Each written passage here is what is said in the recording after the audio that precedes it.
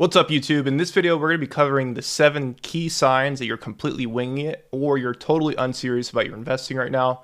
I'm making this video under the premise that you are someone that's actually serious about reaching your goal of financial freedom and or building generational wealth for your family. And as someone that actually wants to see you succeed, I think it's very important for you to be able to identify these signs and know how to correct them if any one of these things or several of them apply to you. Quick intro before we dive in. If you don't know who I am, my name is Jose Hernandez.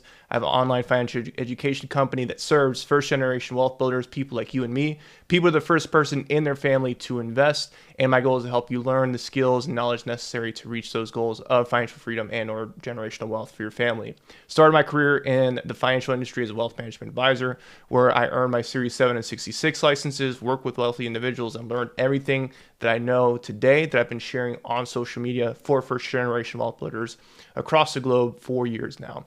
So with that being said, let's dive into the video. Again, we're going to be covering the 7 signs that you are either winging it and or completely unserious about your investing right now. So number 1, you don't actually understand what you're investing in.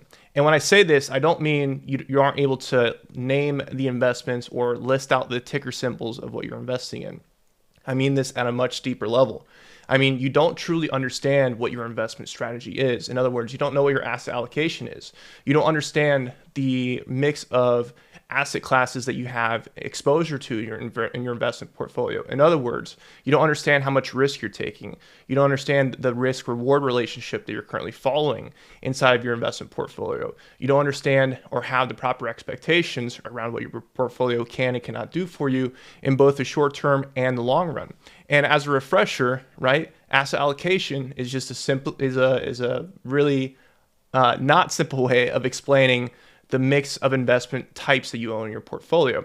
So in a big picture sense of things, the more exposure that you have to stocks, in other words, the more percentage you have towards stocks, including stock index funds and ETFs, the more aggressive your investment strategy is considered, the more risky it's considered. And there's nothing wrong with that if it makes sense for you to be aggressive right now. But where I've seen a lot of people shoot themselves in the foot is maybe they didn't realize they were being aggressive with their investment approach. And then the market turns around as it does, which is part of what the market does. And they're down 20% because they were fully invested in the market. And now they're panicking. They're wanting to panic sell, and that's one of the biggest ways you can shoot yourself in the foot as an investor. And that can be easily avoided by having the proper education on the front end when you're actually setting up your investments, having the proper expectations around what my money is actually going to do for me in both good markets and bad, and then also having the understanding of how to put together an investment strategy that best fits your financial goals, your specific picture as far as your preferences and your comfort with risk. So when I say you don't know what you're investing in, I don't mean you can't list off the different ticker symbols in your portfolio. I mean at a much bigger level, understanding what your investment approach is, understanding your asset allocation, understanding the amount of risk that you're taking, and having the proper expectations around what your investments can and cannot do for you. And more importantly, understanding how it's suitable, how it makes sense, given how much time you have to work with between now and your goal. And again, that personal comfort with risk. Those are very key variables that I want to make sure that you understand because they are a requirement for your success. And this applies whether you're investing in index funds, ETFs, individual stocks. It's a universal concept. So that's point number 1. Point number 2 is you don't pay attention to investment fees. And this is a big one that I've seen with a lot of clients and students over the years. So as I mentioned earlier in the video, I started my career in the wealth management industry as a financial advisor, and the firm I was with used a asset under management fee model. So basically, I would bring on new clients and I would be charging them a specific percentage of the money that I was managing for them. And there's nothing wrong with this per se at a certain level of net worth. When you're in really truly the high net worth range with your investments, maybe you have several million invested, at that point in time, you can probably afford to pay part of the returns of your portfolio to that asset management fee. But when you're building your wealth from scratch, when you're in what's called the asset accumulation phase, it's extremely important to minimize the impact that fees can have on your portfolio. And when I say fees, that can include things like management fees, like I mentioned earlier, how I started my career as an advisor. That's a common model. Commissions on trades, and of course things like sales loads. Those are also kind of like commissions when you're buying or selling specific types of investments, primarily mutual funds. And what a lot of people don't realize is fees eat into your returns, kind of like taxes do. It's almost like a stealth tax on your wealth. And like I said, when you're in that wealth building phase, you're not already at the stage where you already have enough wealth. When you're in the wealth building stage, like many of us are, it's extremely important to get as much possible returns while limiting the impact that fees can have on your investment returns over time. Let me share a quick story with you. I knew a guy by the name of Simon, who was one of my first students after I branched off and started my own company. And he was working with an advisor at the time that was charging him around 1.7% of the assets that he had with this guy. And Simon eventually decided it's time for me to get this proper education so I actually understand what this guy is doing for me and whether or not it makes sense for me to be paying that fee. And we had a discussion around how fees compound as your wealth compounds over time. And we did the math together, and he actually figured out if he did nothing else and he didn't change his current course, over the time that he would be investing, he'd be paying over $1 million in investment fees to this person. And the crazy part of the story is when Simon approached his advisor around this topic, and he was like, I've been having conversations around the fees I'm paying and the services that I should be receiving. Why haven't we had any conversations around financial planning? Why haven't we had any conversations around my goals? Why haven't we had any conversations around my risk tolerance? Why haven't we had any conversations around my tax picture? These are things that if you are paying this sort of fee, should be being provided to you.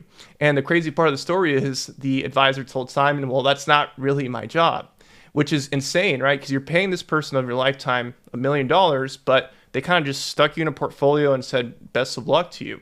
So Simon was able to gain the knowledge necessary to take control of his investments and, more importantly, save a lot of money, which $1 million could go towards his family, could go towards a vacation home, it could go towards anything. It's his money at the end of the day. He's a hardworking person, and he deserves to reap the benefits of his success. So that's a real story for you to show you the impact that fees can have on your investment portfolio over time if left unchecked. Point number 3, you're consistently jumping in and out of the market. And this applies whether you're brand new to investing or have been investing for a long time. Earlier in my career, when I was actually under the charge of managing investments, this is a conversation I have with clients often, specifically when things started getting choppy in the markets. Because as the recording of this video, the market's had a really good run for the past year or so. So it's easy to be an investor when the market's just going straight up. Where you make the biggest mistakes isn't when the market's going up, it's when the market's going down. Because if you sell your investments, you're not participating in the market. And there's been plenty of studies shown on this specific topic of what the impact is of missing some of the biggest days in the market. In fact, when I was in the wealth management advisory world, there was this thing called a trade correction, which basically means, let's say I had a client and they had some cash and I said, Jose, make sure that this cash gets invested by the end of the trading day. Let's say I didn't invest that cash and then the market just ran up, 2 or 3%. The client could come back to me and say, hey, you owe me the gains that I should have participated in because you didn't follow my instructions and get that cash invested. So that's a real life application of that. But let me show you the study that I was kind of referring to earlier. This one's from JP Morgan Chase. There's plenty of other institutions that have ran a very similar study, but it shows the impact of missing some of the best days in the stock market over the long run. So in this simple scenario, we're assuming that you invested $10,000 originally in the S&P 500 over a period of almost 20 years. And in that 20-year time horizon, if you didn't miss any of the best days, meaning you stayed invested the entire time, you weren't jumping in and out of the market, you had around a 9.85% annual rate of return. And that $10,000 grew to a little bit over $65,453. But here's the crazy part. If you miss just 10 of the best days in the market, and when I say the best days, I mean the days where the market went up the most, essentially over this 20-year period. If you miss just 10 of the best days over a period of 20 years, instead of having that 9.85% return, your return was only 6.10%. And the impact of that was you only had $32,665 at the end of this time period. And again, we're only talking about 10 days. As you can see, the more days that you miss, the more the best days that you miss in the market, because you were constantly jumping in and out, going from being invested, going to cash and back and forth, the more money you ended up leaving on the table until you eventually actually lost money. So the point of the story here is it's super important to remain invested when the market's up, when it's down, when it's sideways, because no one knows when those best days are. And the best thing that you can do to capture those days is to simply remain invested. And a quick note here before we move on, you'll notice that 6 of the 10 days occurred within 2 weeks of the 10 worst days. So when everyone else is panicking and shooting themselves in the foot and making irreparable damage to their portfolio and their financial future, a lot of people were smart and they stayed invested and they captured a lot of these recoveries and gains in the market. So really important there. Point number 4, you're constantly waiting for the right time to start investing. You're waiting for the market to hit a certain point. You're waiting for a certain person to win or lose the election. You're waiting for your dog to feel better, right? There's all sorts of things, and let's call them excuses, that we always come up with because we continue to procrastinate the decision to start investing. And often this procrastination is really just because of the root cause of fear. It's because you have the fear of either not being successful, losing money, failing, whatever it may be. But it's extremely important that we tackle this head on, because what a lot of people don't realize is one of the most important variables in the compound interest equation. If you don't know what compound interest is basically how wealth is created through your investing, that snowball effect that you see with your money, basically your money making more money. One of the biggest variables in that equation is time. And the more years that you delay your investing because of whatever reason, the more money that you're leaving on the table. And let me show you an example of that. So here is a really helpful free calculator you can look up on your own. It's called the cost of waiting to invest calculator. For this scenario, we're going to assume that we're starting off with $0. And in theory, you could start investing $7,000 per year, which is currently the maximum that you can add to a Roth IRA if you're under 50. So we're going to use that as a baseline. We're going to assume that you can invest over a 30-year time horizon. So let's say you're 30 and you're investing for retirement. So that would put you at 60. In one scenario, you start investing right away. You don't delay it. You say, all right, I'm going to go ahead and start investing, start maxing out my Roth IRA. And in the other scenario, you wait 5 years. Maybe you're waiting for a specific thing to happen, or you keep reading the news saying now is not the time, or your buddy, your cousin, your uncle, whatever's trying to tell you not to start investing, right? For whatever reason, in scenario 2, you wait 5 years to get started. In both scenarios, you're able to achieve the average rate of return long-term of the stock market, which is around close to 10%. Let's look at the impact of waiting those 5 years. So in scenario 1, where you just started investing right away and you did not wait, you actually were able to build over $1.2 million of wealth. And again, that's just with you being consistent, funding your accounts, getting average rates of returns, not making emotional mistakes like panic selling, all the stuff that we talked about so far. From 0 to 1.2 million. And that's just being consistent, doing the boring thing day in, day out, month in, month out. Now let's look at scenario 2. Remember, scenario 2, you decided to wait 5 years. And that's 5 years that you did not have in the market. Let's look at the impact of that. So in scenario 1, when you started right away, you built over $1.2 million in wealth. In scenario 2, where you waited 5 years to get started to invest, you only built $757,272 in wealth. So what that means is those small 5 years, which doesn't sound like a lot of time in the grand scheme of things, but those small 5 years of procrastinating, of waiting to invest, actually cost you $509,332. And there's a term for this called opportunity costs. So the opportunity cost of you delaying your decision to start investing actually costs you over $500,000 in this simple... Sorry, that's my alarm. It's 5 a.m. now. I haven't been able to sleep really well lately. I have been waking up like 3:30 or 4. But anyway, so in this scenario, you waited to invest 5 years, and you could have had that over $1.2 million in wealth.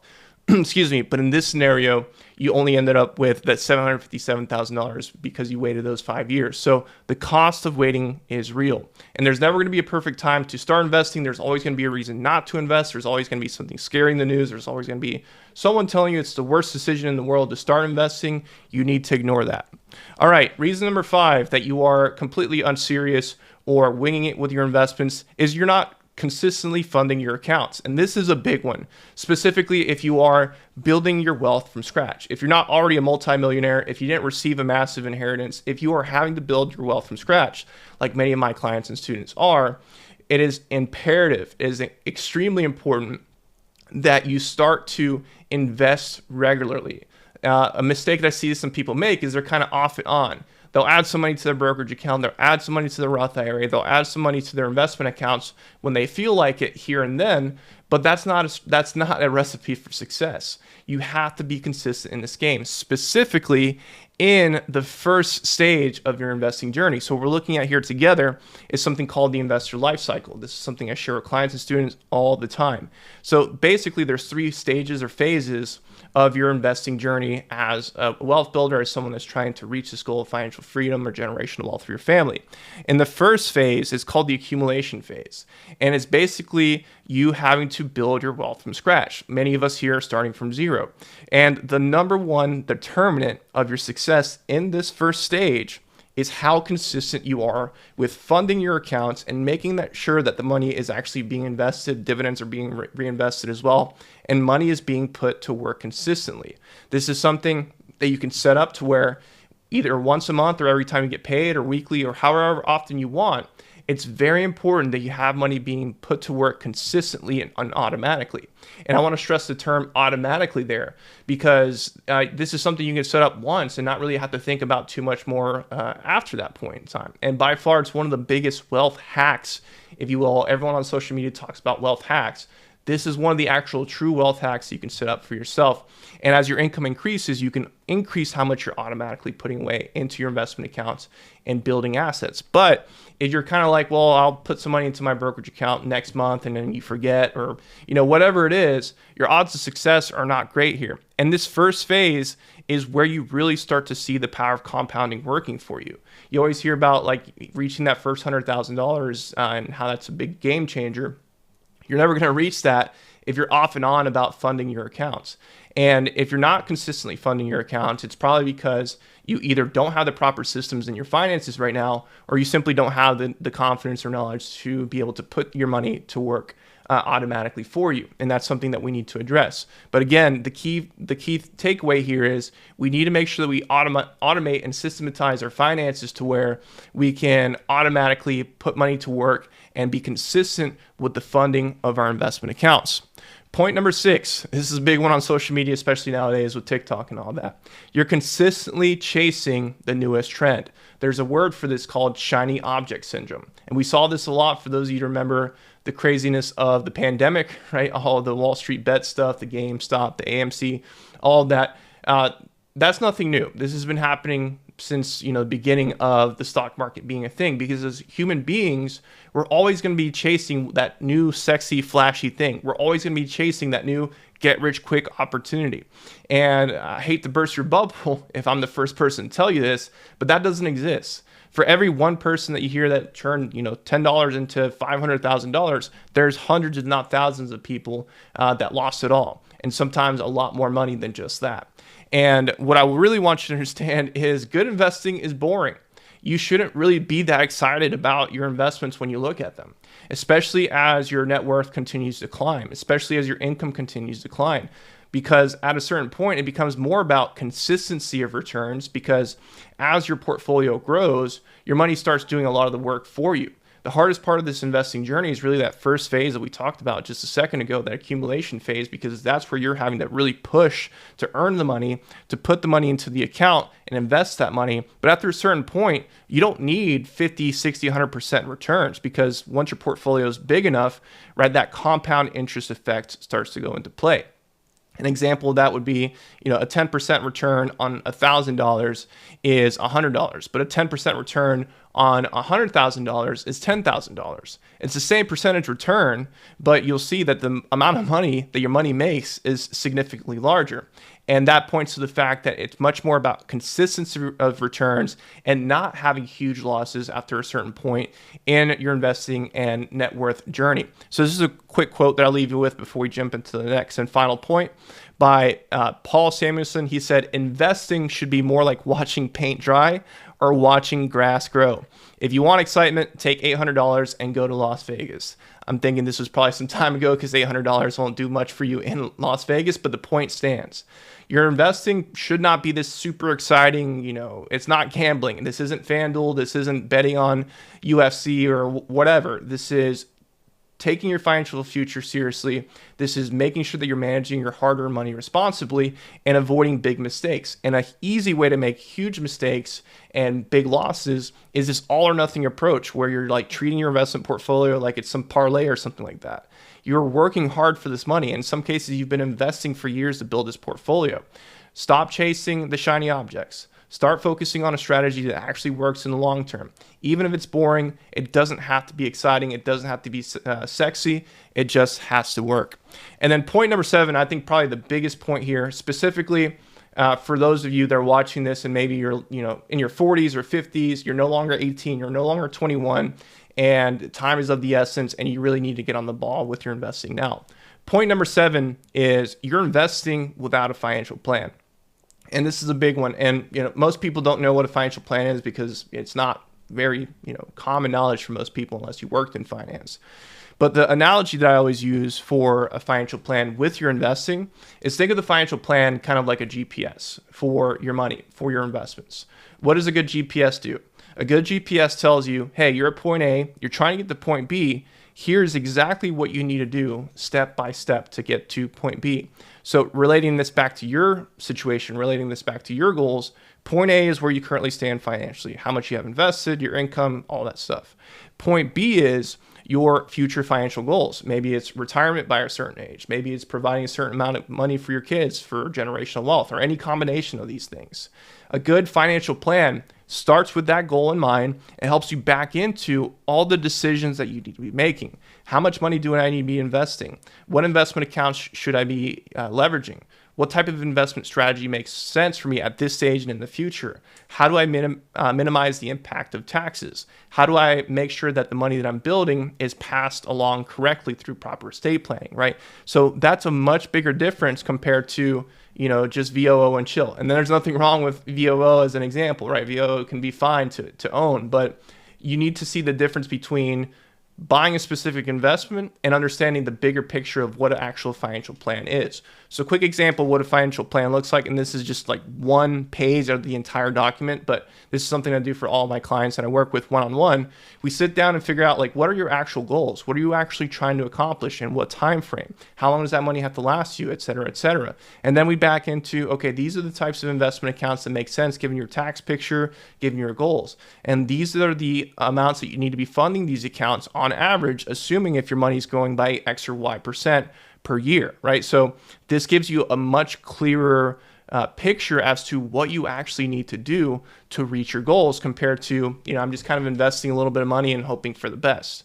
And again, I want to emphasize this is extremely important if you're someone that's no longer 18 or 21, maybe you're a little bit older now and you don't have as much time to work with as you did in the past. Starting with a financial plan is one of the most important things you can do to drastically increase the odds of your success. Otherwise, it's kind of like you getting into a car and just driving without that GPS. You're probably going to end up somewhere, but it's probably not going to be where you actually wanted to end up. Whereas if you took the time to actually set up that GPS properly before you even turned on the car, you'd be in a much better position. You'd have a lot more clarity and a lot more confidence as to what you're doing. So those are 7 key signs that you're winging it or just totally unserious about your investing. There's a lot more that I could add to this, but I want this to be a 2-hour video. But if you're currently watching this right now and any one of these things apply to you, or maybe you feel like, man, I just don't even know where to get started with investing, or I've been investing for years now and I'm just not really sure if I'm on track. I don't know if I'm doing enough. I don't know if I'm gonna have to work until age 100. I don't know if I'm really truly providing the financial future that my kids deserve. If you're feeling any one of those things, what you can do as the next step is in the description to this video, you're going to see a link where you can schedule a one-on-one call with myself. We can sit down, talk more about your goals, talk more about your situation, discuss options that I have for you that can help you, and we can take it from there. So again, the link to that is in the description to this video. But that's going to be all for me for this video. I hope you found this video helpful. If you do, give it a like, drop a comment below, subscribe to the channel, and I really appreciate you watching, and I'll see you in the next one. Thanks.